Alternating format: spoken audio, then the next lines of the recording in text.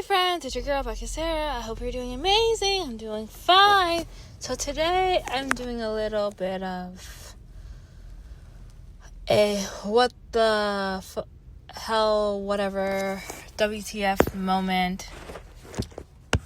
And it's because of Ticketmaster and Ticketmaster allowing scalpers to get how much ever tickets they want and to resell them for outrageous prices. I'm just gonna let you guys know, I've seen it a lot online. Stop blaming the artist. It's not their fault. I see before it's gonna be estimated to be 100 or whatever. Scalpers, and I've seen this before on Ticketmaster for pre-sale. And I seen tickets, I click on it, it's like $100 and something dollars. Click on it, it's gone. 20 seconds later, a minute later, comes back, 500, 5,000, doesn't matter where you are, dollars. So here's the thing, stop blaming artists for these outrageous prices for pre-sales or general sales. They are scalpers whose fault that is. They're getting 1,010 tickets, paying, getting them, putting them to be 5,000 or 1,000 in the nosebleeds, and then putting them to sell because they're like, oh, someone will buy it. People pay that much for a ticket. For one ticket, and then they get a big paycheck a week or two after the concert. So the people that are asking, fans, non-fans, whoever, ticket goers, stop blaming the artists. It's not the artists that are putting the prices that high.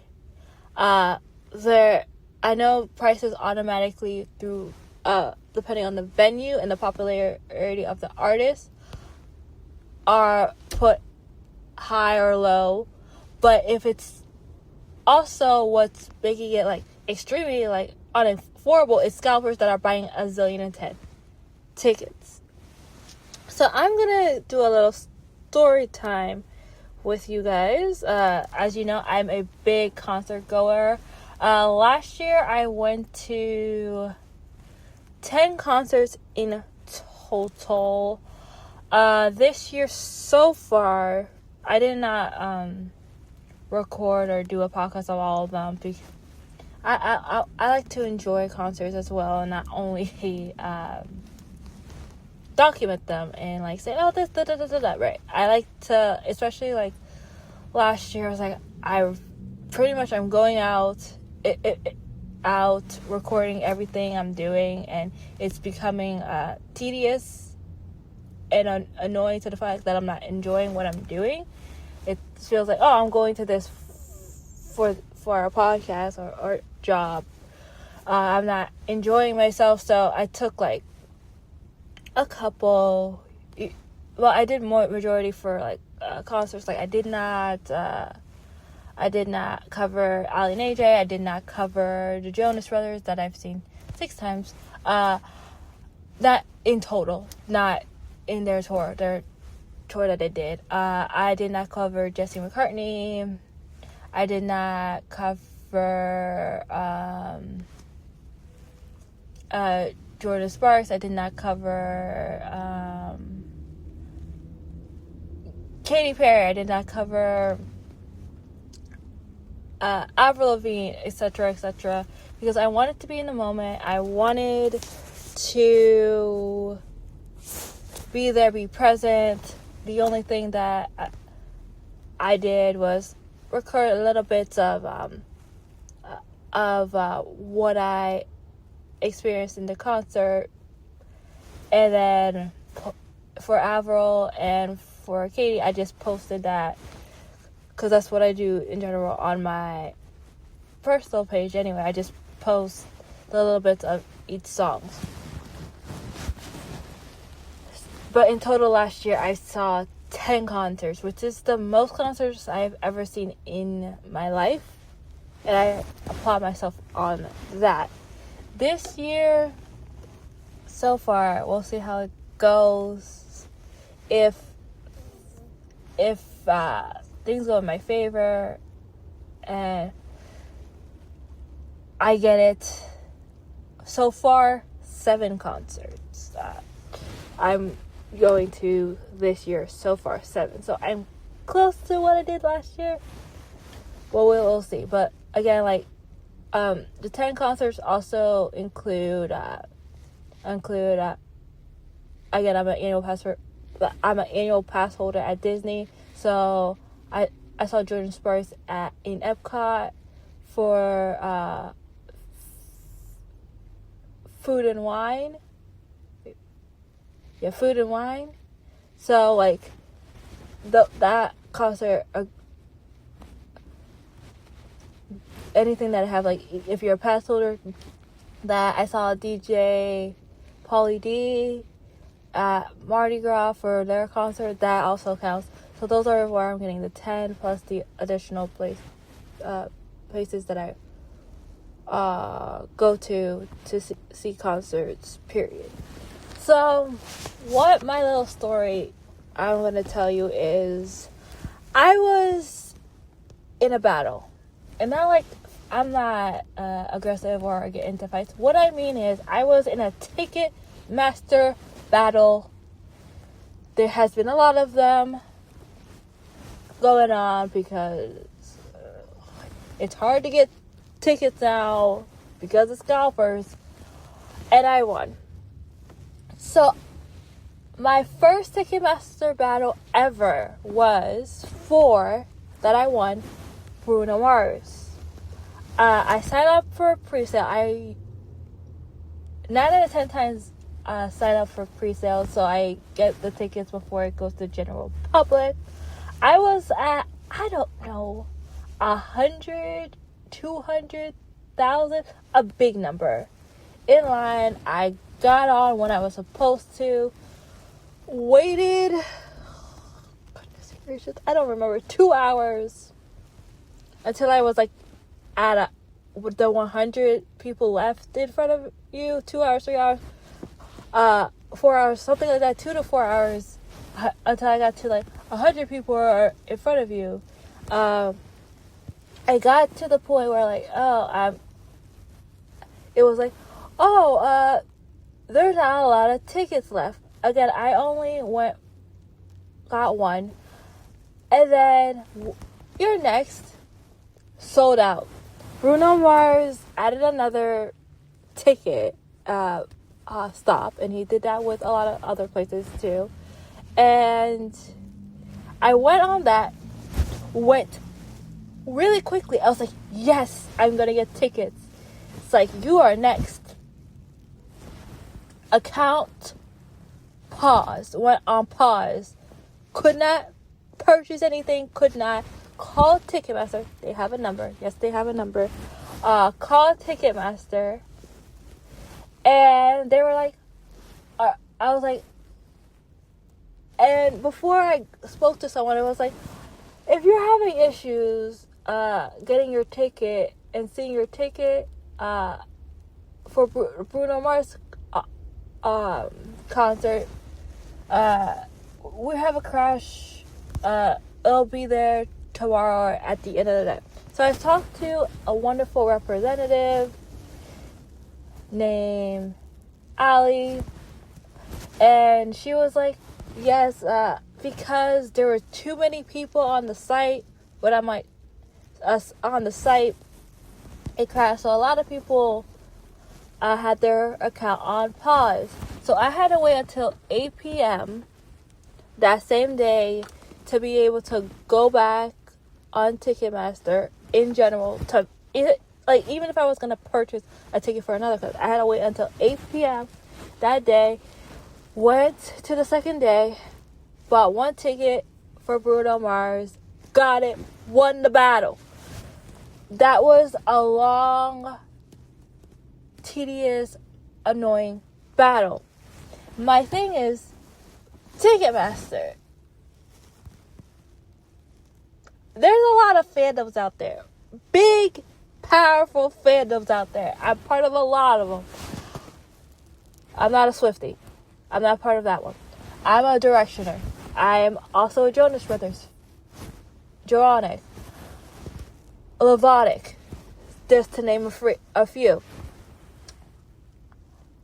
We go and like bombard, and they're like, and when they have like a special website for something, we bombard the site.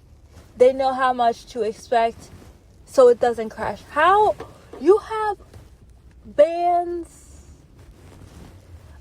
singers, musicians, concerts, plays, musicals on your site for people to buy all the time. How are you not aware now in 2026 that possibly like Bruno Mars hasn't performed in years?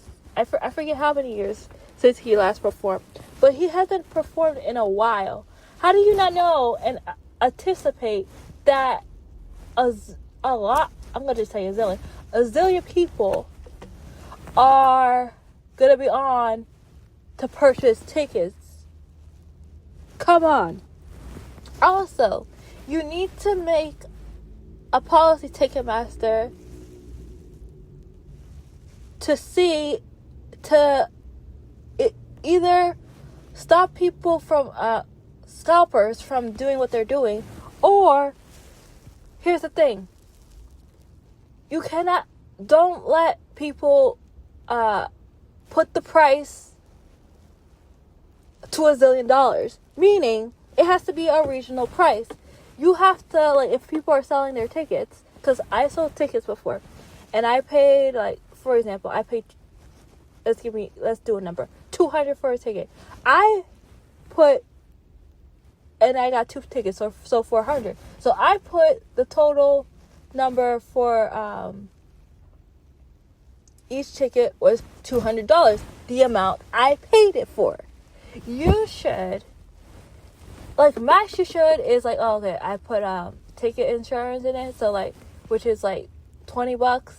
So you could put $20.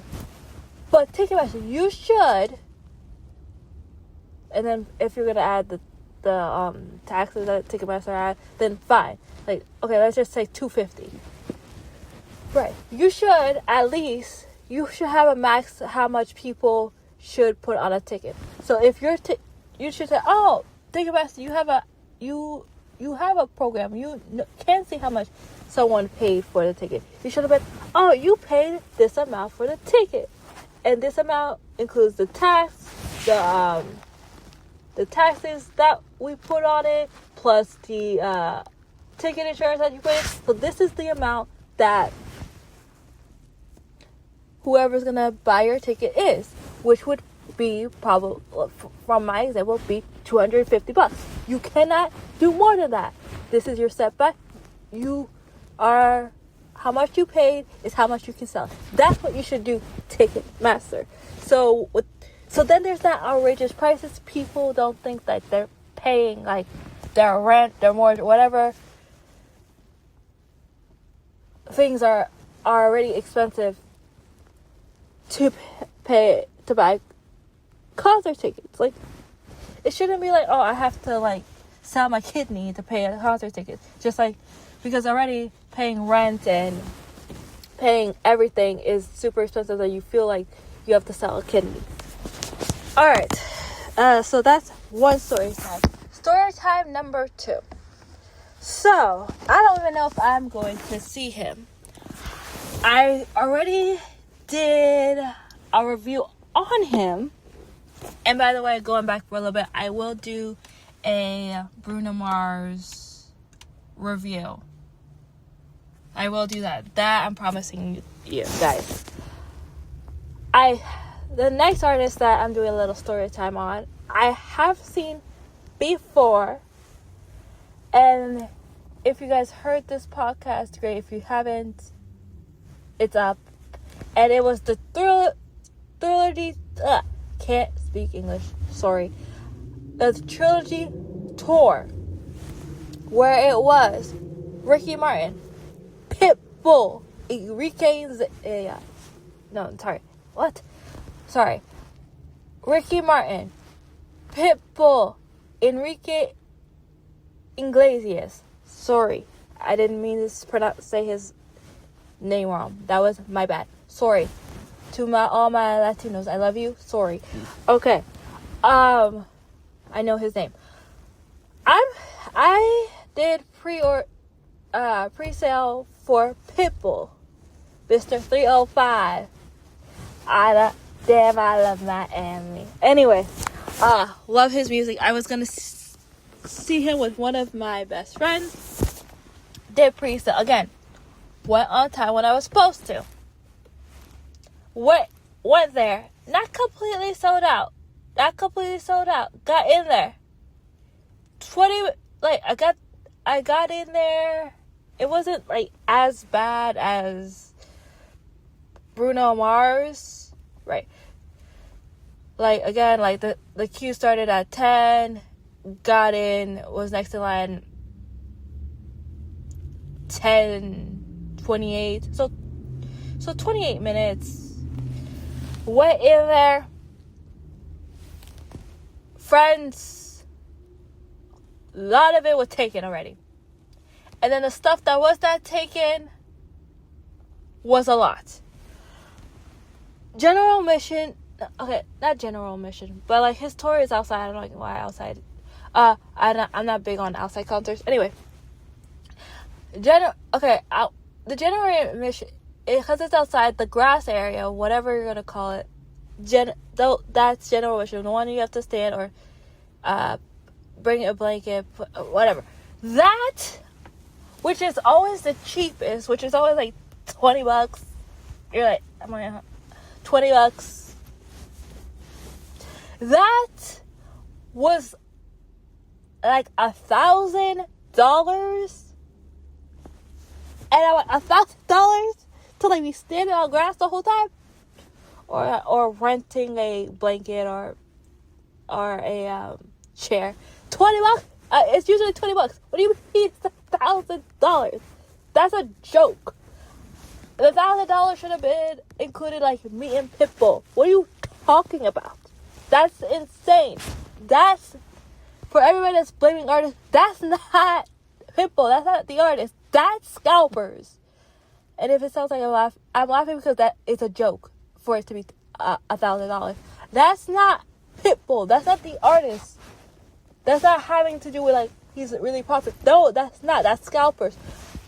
The grass where you can't even see Pitbull. The nosebleeds when you can't even see the artist. The whatever. That is not the artist. You can't even see them. You can hear them. You can't see them. That is not the artist. So stop blaming the artist. It's not. It's Scalpers getting the tickets in bulk. Being like, oh, let me have a payday and scam a zillion people. And, oh, a lot of them are going to sell this, be broke, whatever.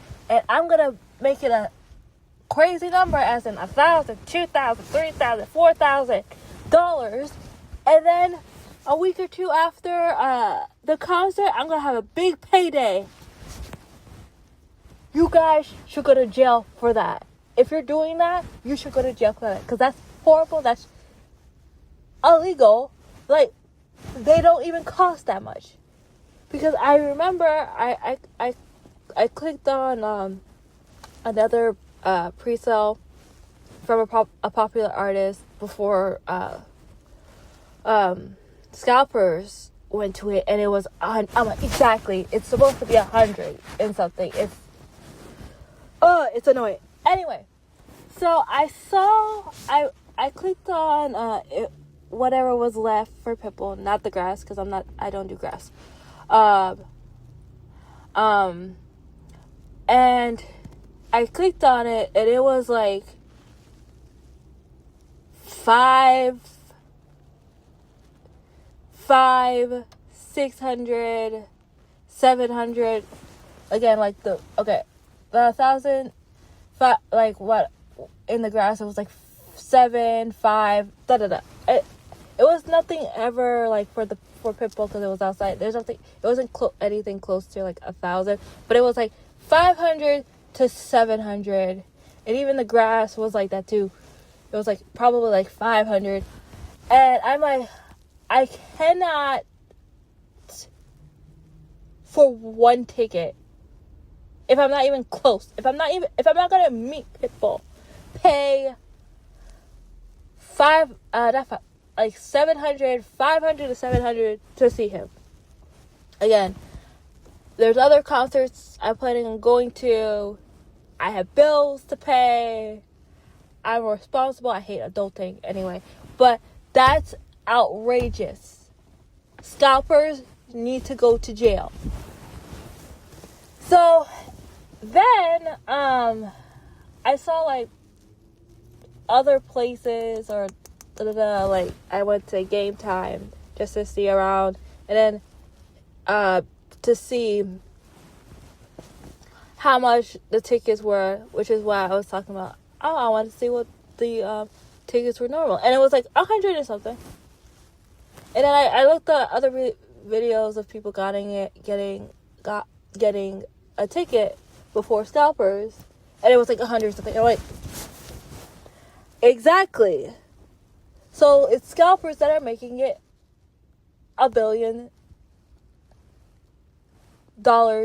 more expensive. So stop blaming the artists. And so I got an email from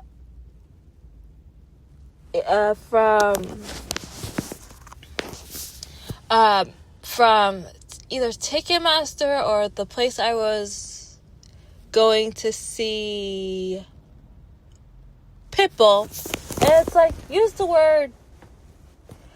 this word, like whatever the name of the venue or city, to get pre-sale. Went on there. Everything was like sold out, or like close to sold out, or if it wasn't sold out, it was like, first it was like sold out. I was like, huh? And then I logged into my account, and then it was like some not sold out, and it was the same price, and I was like, still can't afford it. It'd be like financially responsible, like. So I don't know if I'm going to see Pitbull or not. Me and my best friend that were gonna go together, don't know if we're gonna go to Plan A. Hopefully Pitbull, you release additional dates, and those one I can get before horrible Scalpers, and then the third, if they release more, they usually release, what I've heard from Sarah on TikTok. She's a concert, I forget what her handle is, but she's like, a lot of venues, because they finally figure out like how the shape of the stage and everything, they release more tickets. So hopefully some get released, and then those ticket prices are more affordable, and then we'll see him when we get there. But at the end of the day, Scalpers are the ones that are ruining concert goers' life by making a quick buck, by making concerts way more expensive than they need to be. Something that should be $100 is now, or $50 is now $500 to $1,000 to $2,000 to $3,000, and taking advantage of people. It should be illegal. Ticketmaster needs to fix their problem. Like I said again, Ticketmaster. If someone's gonna resell their ticket, you have to be like, you paid it this much. This is with all the taxes and everything included. This is the only amount that you should be able to sell it. And then we would fix the problem. Comprende? But that's all I had to say with this podcast. Sharing my thoughts, my opinions, and everything like that. Like I said, shoot, I forget when Bruno Mars is coming.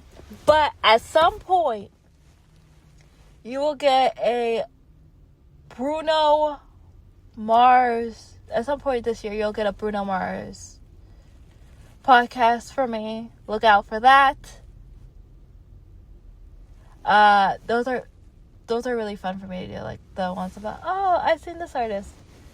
But again, I, as a person that loves going to concert, I also like being in the moment, being present, taking the little clips that I do, and then like not having to analyze it, just being there and just talking to friends. I'm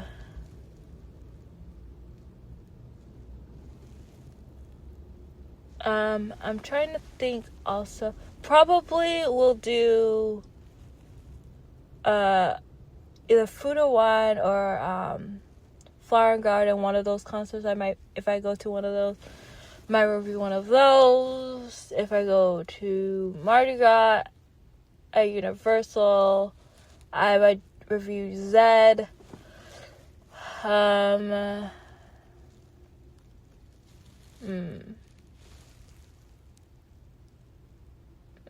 And then we'll be,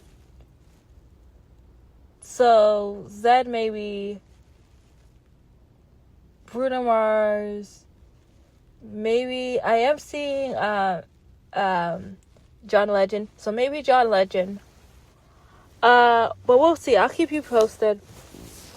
You'll see. Like if I don't communicate it to you guys, you'll see it out on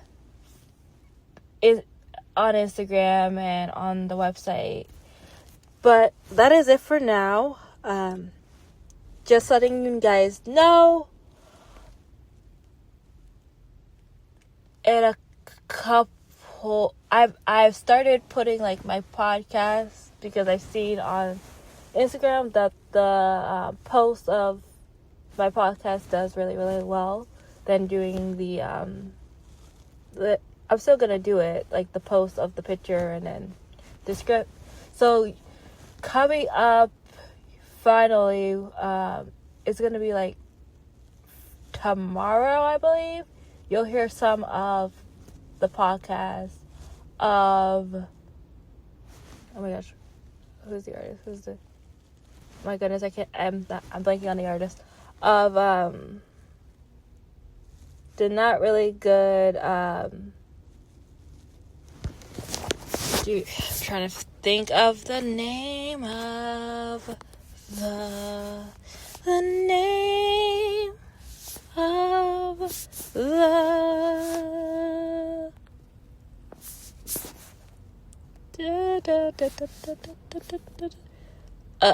okay, the Springsteen Deliver Me From Nowhere, that's coming out,